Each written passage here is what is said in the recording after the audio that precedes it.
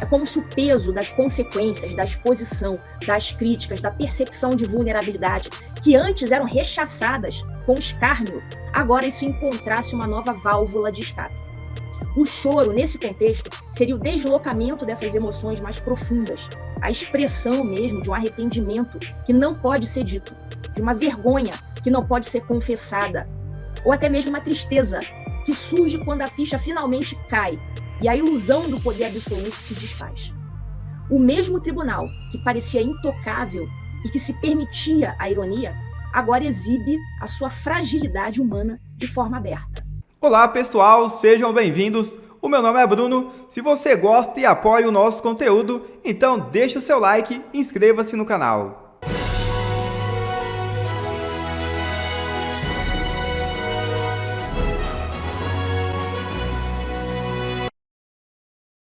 Ministro do STF estaria investigando o ministro do STF. Gosto de sangue investigativo, diz colunista. É isso mesmo. O jornalista Cláudio Magnavita, editor do jornal Correio da Manhã do Rio de Janeiro, em uma nota em que não dá nomes aos bois, revela o que estaria acontecendo nos bastidores do Supremo Tribunal Federal. Segundo ele, o gosto de sangue investigativo do STF está estarrecendo o mundo jurídico nacional. Magnavita completa, abre aspas.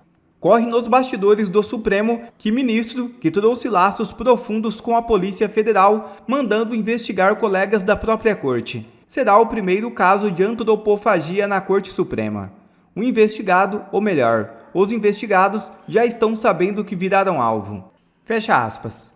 Eu acho que alguns de vocês devem se lembrar que o advogado Jeffrey Schickini, algumas semanas atrás, havia trazido a informação que o ministro André Mendonça estaria sendo investigado pela Polícia Federal. Então, o meu palpite do ministro que estaria sendo investigado, segundo a matéria, que não cita nome, seria o ministro André Mendonça. E o meu palpite de quem estaria por trás dessa investigação a André Mendonça, Alexandre de Moraes. O que é gravíssimo, um absurdo sem precedentes. O que virou a nossa mais alta corte do país. Mas aqueles que acharam que eram intocáveis e que fariam o que queria com uma das instituições mais importantes do Brasil, começaram a se dar mal. Alguns ministros não conseguem mais esconder a tristeza após sanções americanas. Você já parou para pensar no que pode levar alguém do deboche mais cínico até as lágrimas expostas em praça pública? O que eu vou te mostrar hoje é a história de uma mudança radical de postura que nós presenciamos no Supremo Tribunal Federal, entre o final de 2024 e agora, 2025. Eu vou mostrar aqui para vocês, nesse vídeo de hoje, como os ministros começaram rindo, escarnecendo de deboche e terminaram agora chorando, e literalmente chorando. Eu não estou falando de especulação, eu estou falando de fatos, de comportamentos públicos que mostram essa transição da mais pura ironia até a emoção mais crua. Parece que está havendo uma jornada aí, que começou com a percepção de impunidade, eles achavam que eles iam ficar impunes, então eles tinham essa percepção de impunidade, e tudo isso culminou na constatação da vulnerabilidade. Eles constatando efetivamente que eles são, sim, vulneráveis, embora eles não acreditassem nisso, em princípio. São os juízes supremos que começaram achando que não ia dar nada para eles. E agora eles estão terminando muito, muito mal, porque eles perceberam que sim, está dando alguma coisa para eles sim. E está dando muito ruim. Isso tudo impacta a nossa justiça e a nossa liberdade. Então fica comigo até o final, porque o que a psicologia diz sobre isso pode te chocar. O palco para essa mudança de postura do STF começou a ser montado no final de 2024. No dia 6 de novembro de 2024, após a vitória do Trump nas eleições americanas, os ministros do STF foram flagrados fazendo piadinha. A conversa deles era sobre quem ia ter o visto cassado para os Estados Unidos. O Barroso, o Flávio Dino, o Gilmar Mendes, o Toffoli, o Moraes, o Cássio Nunes eram os que estavam presentes naquela rodinha dos escarnecedores. E esse episódio ele foi noticiado por uma das principais porta-vozes do regime, a esquerdista Mônica Bergamo. Vocês devem lembrar muito bem desse episódio. Ministros do STF fazem piada sobre quem terá visto para os Estados Unidos cancelado por Trump. A gente nunca vai se cansar de mostrar esse print, porque isso aí é o tipo da reportagem que envelhece mal. Então a gente faz questão de ficar retornando aqui, relembrando essa reportagem e essas piadinhas. Bom, bonito, né? Então essa postura de zombaria não foi um caso isolado, não. Isso ainda veio a se repetir mais tarde. E em 18 de março de 2025, houve um jantar na casa do Alexandre de Moraes e vários ministros do STF foram nesse jantar. O Barroso, o Gilmar, o Toffoli, o Fachin, o Nunes Marques, o Fux foi também, Flávio Dino. Eles foram a esse jantar.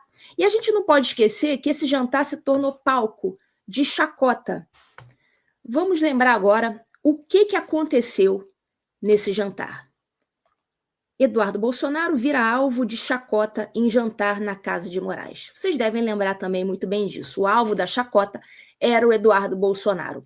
O Eduardo tinha anunciado poucos dias antes que ele estava exilado nos Estados Unidos e um dos motivos desse exílio era o temor de que o seu passaporte fosse apreendido pelo regime. Então, como ele anunciou que ele ia sim permanecer nos Estados Unidos, que ele realmente tinha tomado essa decisão, aí o Moraes deu uma decisão negando o pedido de apreensão do passaporte para o Eduardo sair na história de histérico, né, de bobo, né, para o Eduardo ficar ridicularizado na jogada. Mas o Eduardo, mesmo diante disso, ele permaneceu muito sabiamente aqui nos Estados Unidos. E voltando, durante esse jantar, o Eduardo ele foi chamado de frouxo, de bananinha, né, os convidados ficaram ridicularizando e a imprensa fez questão de informar isso. Então, esses episódios de deboche e ironia demonstravam que tinha uma clara crença na própria impunidade. A preocupação de perder o visto e o exílio de um opositor político eram tratados com total desdém. Havia uma crença sólida na ideia de que as consequências que afetavam os outros não os alcançariam jamais. A magistratura parecia revestida de uma armadura, de uma superioridade que permitia essa postura. A máxima de que a corte está acima de tudo, para eles, era uma garantia de que nada iria atingi-los. E por isso eles podiam se permitir esse escárnio. Então, com a posse do Trump, no final de janeiro desse ano, e a sucessão das medidas tomadas por ele contra o regime, esse cenário de escárnio ele foi se modificando. E em julho desse ano, então, foram anunciadas as tarifas de 50% para os produtos brasileiros, todo mundo lembra. No mesmo mês, foram cancelados os vistos de 8 ministros do STF e seus respectivos familiares. E, além disso, foi imposta a Magnitsky ao Alexandre de Moraes. Em setembro, agora, foi anunciada mais uma leva de cancelamento de vistos de autoridades, inclusive de pessoas do gabinete do Moraes, e também a extensão das sanções Magnitsky a Viviane Barsi de Moraes, ao Instituto Lex e ao Escritório de Advocacia da Família. E no bojo desses acontecimentos, os humores desses ministros eles foram se modificando. Os humores no STF foram sofrendo essa transformação. Primeiro veio uma declaração já bem tristinha do Barroso. Vamos assistir aqui um vídeo em que ele aparece bem triste. Um conflito, antes pelo contrário, acho que o conflito faz mal para o país. Portanto, é uma nota que esclarece que o Supremo cumpriu o seu papel dentro da Constituição e das leis, com o devido processo legal, todos têm o direito de defesa e, portanto, é apenas uma justificação para o mundo entender que nós estamos fazendo um julgamento público, transparente, dentro da mais absoluta legalidade por padrões internacionais, de uma denúncia que foi oferecida pelo Procurador-Geral da República. De modo que é uma defesa do que o Supremo faz, sem procurar conflito com ninguém. E depois, o Gilmar Mendes, claramente, #chateado. Vamos assistir aqui o Gilmar. Aproveitando, vocês, procede que vocês têm se reunido ou têm gerado incômodo às decisões do ministro Moraes, têm pedido para ele, de fato, maneirar as decisões em relação à trama golpista envolvendo o ex-presidente Jair Bolsonaro? É verdade que nós temos nos reunido para conversar sobre os efeitos dessas sanções e temos tido conversas a propósito disso, como é natural. Nenhum incômodo quanto a decisões do ministro Alexandre de Moraes, que, como eu já disse em outro momento, cumpriu e cumpre um papel importantíssimo na defesa da democracia brasileira. E nós o apoiamos de maneira inequívoca. Então, isso tem que ficar bastante claro. Nós estamos tomando decisões, e não são só decisões, ele é apenas o relator, mas estamos tomando decisões colegiadas, seja no pleno, seja na turma, em nome do Supremo Tribunal Federal. E vocês têm... Então aí você já percebe, pela postura do Gilmar, que ele está ali numa situação de vulnerabilidade. Ele não está ali cheio de si, ele está olhando para baixo. Você vê pelo comportamento dele que ele não está muito confortável. Ainda não havia um choro público, mas aquela armadura de intocabilidade já apresentava rachaduras bem visíveis. Então a emoção, que antes era disfarçada de ironia, aquela emoção começou a transparecer de forma mais explícita nos discursos e em certas atitudes. A ilusão de que eles estariam sempre acima de qualquer consequência externa ou da reação popular e política, essa ilusão, ela já começava a se desfazer bem rapidamente. Então a gente chegou a essa última semana, após um período em que a Corte se viu cada vez mais mergulhada no turbilhão político de 2025, nós presenciamos algo que poucos imaginariam. Os ministros do Supremo Tribunal Federal manifestando emoção e chorando mesmo publicamente durante sessões oficiais. Aquela ilusão que eles tinham de invulnerabilidade que prevalecia no final de 2024 e no início de 2025, aquela ilusão finalmente colidiu com a dura realidade. Então, na segunda-feira, o Barroso ele foi entrevistado no programa Roda Viva da TV Cultura. Em algum momento na entrevista, ele foi às lágrimas, assim, literalmente falando, ele foi às lágrimas quando ele começou a falar dos imigrantes venezuelanos. Vamos assistir ao vídeo. Do corpo, era uma cena muito chocante mesmo. E aí, eu continuo emocionado quando falo isso. Aí eu falei para eles assim, vocês são muito bem-vindos aqui. Aqui é um país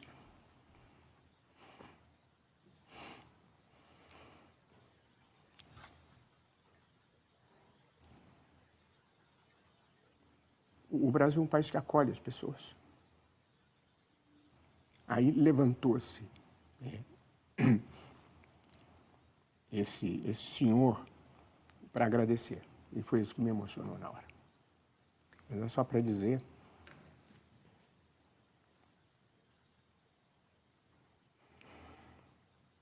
esse é o Brasil. Que acolhe a todos, não discrimina ninguém. Então vocês viram que quando ele começou a falar dos imigrantes, ele deu uma desabada ali. Isso não é muito comum acontecer, você sair desabando, né, quando você está dando entrevista, falando, né, ainda que seja sobre coisas tristes, né, como os imigrantes da Venezuela, enfim. Ele desabou.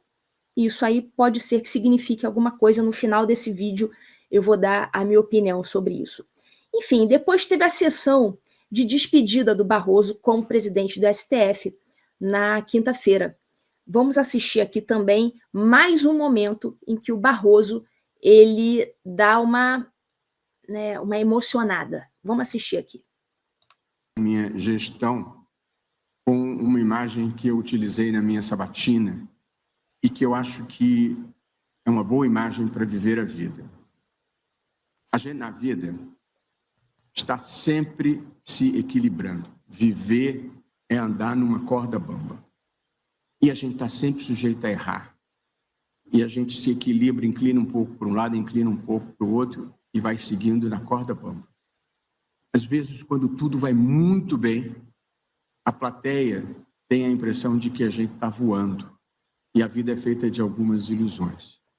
Mas o equilibrista, que somos todos nós, a gente tem que saber que está se equilibrando. Porque se a gente passar a acreditar que está voando, a gente cai. E na vida real não tem rede. E, portanto, a jurisdição constitucional que a gente presta, eu acho que deve ser exercida da mesma forma com que eu acho que a vida deve ser vivida. É com integridade, muito importante, com civilidade, com idealismo com bom humor sempre que possível, mas, sobretudo, com humildade. E é com esse sentimento que eu encerro a minha presidência, agradecendo a todos. Está encerrada a sessão. E aqui, as lágrimas. Gostaria de agradecer muito especialmente, do fundo do coração, a todos os ministros, colegas e amigos aqui do Supremo, pela parceria, pelo apoio, pela coragem e pela relação construtiva e harmoniosa que tivemos. Tenho muito orgulho de ter dividido com todos a aventura de defender a Constituição, a democracia e a justiça nesse país complexo, mas fascinante, que todos amamos. É motivo de alegria para mim e uma sorte para o país saber que o tribunal estará agora nas mãos honradas e sob a mente brilhante do meu querido amigo de quase toda a vida, Luiz Edson Fachin. Uma das melhores pessoas que conheci ao longo de toda a minha jornada, que já vai longa. Muito obrigado a todos.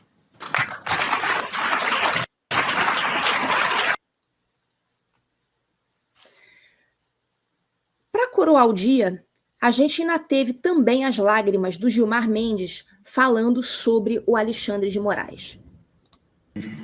Os meus encômios ao papel singular, diria eu, sem exagero, acho, quase ou verdadeiramente heróico, desempenhado pelo ministro Alexandre de Moraes.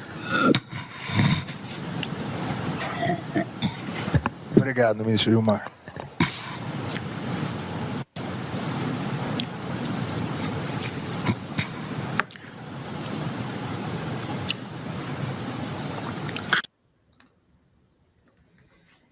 Vocês viram, então, uma sequência de choro da parte dos ministros do STF. E na psicologia, existe um fenômeno chamado deslocamento. É quando sentimentos fortes e difíceis de lidar diretamente, como arrependimento, vergonha, ou até mesmo uma profunda tristeza, frustração com a própria situação, quando esses sentimentos não são expressos em sua causa original, mas eles são transferidos para uma outra manifestação. Então, as lágrimas públicas que agora a gente está testemunhando podem ser isso. É como se o peso das consequências, da exposição, das críticas, da percepção de vulnerabilidade, que antes eram rechaçadas com escárnio, agora isso encontrasse uma nova válvula de escape. O choro, nesse contexto, seria o deslocamento dessas emoções mais profundas, a expressão mesmo de um arrependimento que não pode ser dito, de uma vergonha que não pode ser confessada, ou até mesmo uma tristeza que surge quando a ficha finalmente cai e a ilusão do poder absoluto se desfaz. O mesmo tribunal que parecia intocável e que se permitia a ironia, agora exibe a sua fragilidade humana de forma aberta. Essa inversão de papéis é um claro sintoma. Um sintoma de que a politização atingiu o ponto crítico e que as pressões, outrora desprezadas e ironizadas, agora pesam de forma real e dolorosa. A percepção de que nada vai acontecer com ele se quebrou. E a resposta emocionada veio à tona.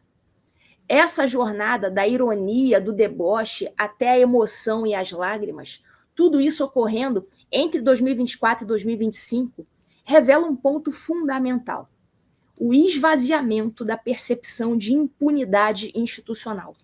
Quando juízes se envolvem tão profundamente na política e a ilusão de que estão acima de qualquer consequência se desfaz, o resultado é esse abalo verdadeiramente existencial. Talvez diante de tanta emoção e do visível impacto psicológico dessa transição, não seria de todo mal que alguns dos ministros considerassem a busca por apoio profissional.